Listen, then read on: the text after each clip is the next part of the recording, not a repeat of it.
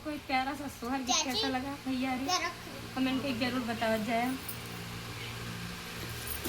गाना चाहे जौन हो, अगर थोड़ा थोड़ा सब के सपोर्ट करना तो जौन आवत रहेगा सभी आ जाएगा दीदी। आपके गाना अच्छा लगा था, चिकन लगा ना गाना अच्छा लगा, लेकिन खिंचावत भी जैसे मतलब इनके दूसरे उठन रहा है ना, तो अबे एक बार दीदी की रखी है वो हिसाब वाली दीदी का के रोल रहा है तो हम गाना मर सकता है बनाई खिला रहे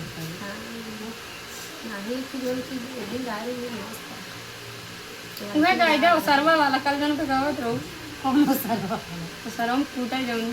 जब गाय डाले शॉर्ट वीडियो में कतरा सुपरिया अरे एक टाइप की याद है। अरे जो नहीं आता अपना क्या बस ना सब ब्लॉग बनाते हैं हम थोड़ा थोड़ा चल जाए बनावा ब्लॉग पे बनाया और सब बोलत रहिए चलत बा ब्लॉग कब से चालू करें हैं कहां बाहर मुझे तो बनावा हम बनाया ए हो हाँ हो बोला हो अपने वो